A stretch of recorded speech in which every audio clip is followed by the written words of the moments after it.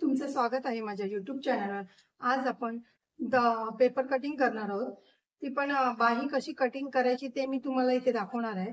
खूप जणांना बाहीचा प्रॉब्लेम असतो की काखेत टाईट होतं किंवा आर्महोलमध्ये म्हणजे काखेत टाईट होऊन चुन्या पडतात वगैरे.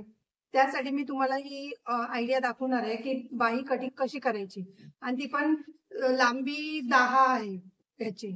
मग त्यानुसार आपण लांब बाही कशी कटिंग करायची ते मी ही 36 साईजची दाखवणार आहे तुम्हाला. तुम्ही ह्याच पद्धतीने 28 किंवा 26 पासून ते 40 किंवा 42 छातीपर्यंतचे बाही कटिंग करू शकता. तुम्ही या पद्धतीने केली ना तर तुमची परफेक्ट बसणार बाही आणि कुठेही चुन्या पडणार नाही. हे बघा, आपली पूर्ण उंची आहे, बाहीची उंची आहे 10, बाही घेर आहे 10.5 आणि मुंडा म्हणजेच आर्महोल 15.5. तो तुम्ही चेक करायचा मुंडा कसा आर्म. जर तुमच्याकडे ब्लाऊज कोणी दिला असेल तर ब्लाऊजचा आर्महोल चेक करायचं आणि मग ते त्यानुसार ते लिहून घ्यायचं किंवा तुम्ही अंगावरचं माप घेत असाल तर मुंडा चेक करायचा पहिला किती आहे तो, त्यानुसार घ्यायचं. आणि जर ब्लाऊजच्या मापाने तुम्ही केलात तर अर्धा किंवा 2-3 लाईन थोडंसं लूज ठेवायचं आणि मुंडा काढायचा आपण किती आहे तो. हा माझा बहुतेक करून ना 36 साईजचा आर्महोल 15.5 किंवा 16 येतं. 16 किंवा 16.5 एवढंच येत, त्याच्या वर येत नाही. त्यामुळे शक्यतो माझ्या 36 छातीच्या ब्लाऊजचा मुंडा आहे 15.5, म्हणून मी 15.5च्या याने तुम्हाला कसे काढायचे ते दाखवणार आहे. पूर्ण उंची आहे 10 आणि 1 इंच वाढून 11 घ्यायचे. तुम्हाला जर तुम्ही पाव इंच घेतली म्हणजे अर्धा इंच किंवा पावणा इंच घेतली तरी चालेल. तुमच्या शिलाईवर आहे, तुम्ही किती पाव इंच फिटिंग करता घेता का अर्धा इंचचं मार्जिन घेता त्याच्यावर असतं. मी अर्धा इंचच घेते म्हणून मी 1 इंच वाढून घेतलंय. म्हणून 10ची आहे तिथे मी 11वर मार्किंग करते. हे बघा, आपण 11वर मार्किंग करून घ्यायची आधी. स्ट्रेट लाईन मारून घ्यायची.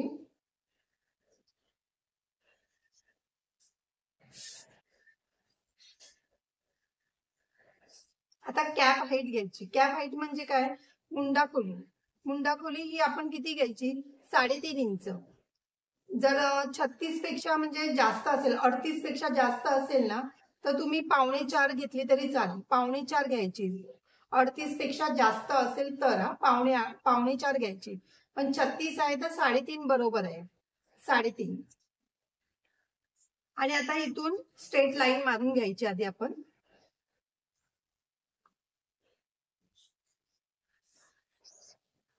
आता आपला आर्महोल आहे 15.5.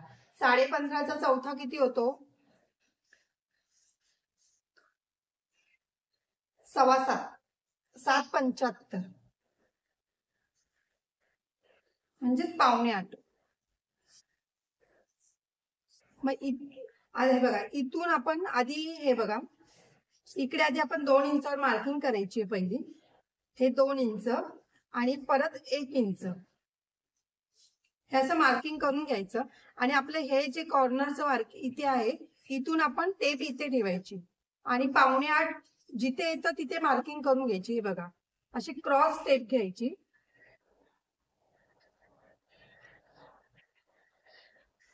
हे बघा, आपलं 7.25 कुठे येत आहे? इकडे येते. मग आपण इथे मार्किंग करून घ्यायचं. हे इथे मार्किंग केलंय ते इथून अशी स्ट्रेट लाईन मारायची.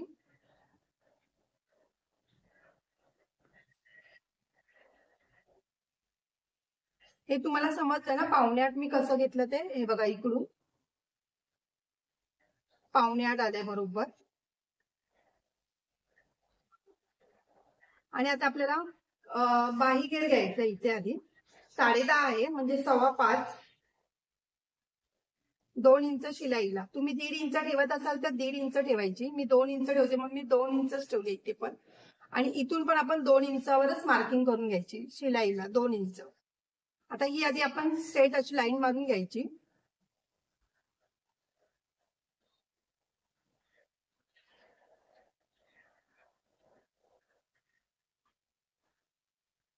हे बघा, याची स्ट्रेट लाईन मारून घेतली. आता आपण आपलं एवढं माप झालंय. आता आपण इथून जे आपण 7:45 वर हे केलंय ती त्याची क्रॉस लाईन मारून घ्यायची. ही बघा, ही अशी क्रॉस लाईन मारून घेतली. आता ह्या दोघांचा मध्य काढायचा पहिला आपण.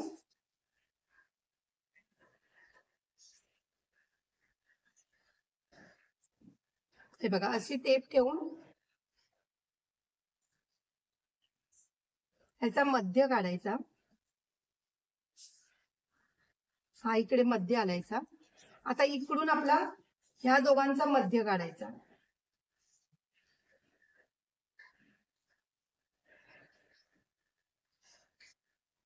हा बघा, हा दोघांचा मध्य इकडून इथे टेप ठेवून मध्य काढला. मग इकडून इकडे ठेवून टेप हा मध्य काढला. आता इथून अर्धा इंच खाली घ्यायचंय.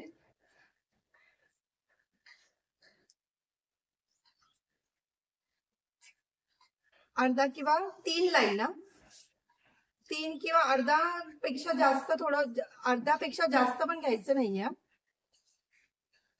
इथे मार्किंग करायचे, इथे पण तेवढंच घ्यायचंय. हे बघा, हे आपलं असं मार्किंग झालंय.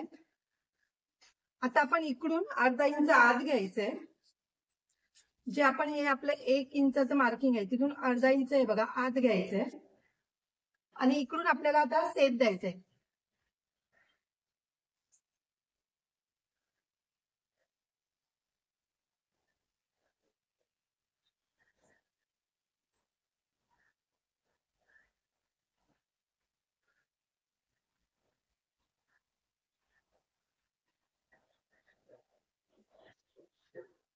हे बघा, असं सेप द्यायचंय.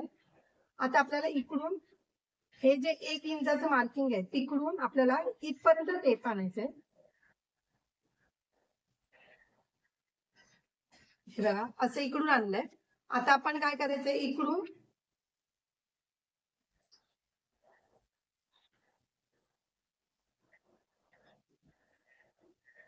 हे बघा असं टेप द्यायचंय. तुम्ही डायरेक्ट हे करू नका, डॉट डॉट देऊनच करा. मी तुम्हाला हे बघा तसंच दाखवलंय डॉट डॉटने. आता ह्या दोघांचं अंतर हे बघा 1.25 यायला पाहिजे. 1 पर्यंत यायला नाही पाहिजे. 1.25 पर्यंत ठीक आहे. हे बघा, आपलं 1.25 आलंय, तेवढंच पाहिजे, जास्त नाही पाहिजे, नाहीतर इथे आपल्याला खेचला जातो हे हात आपला. आता हे आपलं हे असं मार्किंग झालंय. आता आपण काय हे बघा इकडे चुन्या पडतात ह्या इकडे. तर इथून काय करायचंय, आपण इथून आपल्याला 2.5 इंचावर मार्किंग करायचंय. ही जी आपली लाईन आहे तिकडून 2.5 इंचावर मार्किंग करायची. 2.5 इंचावर मार्किंग केली म्हणजे बघा इथे 2.5 इंचावर मार्किंग करून घ्यायची इकडे पण.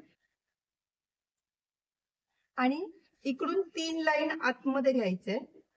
1 2 3 लाईन इकडे, इकडून पण 3 लाईन आतमध्ये.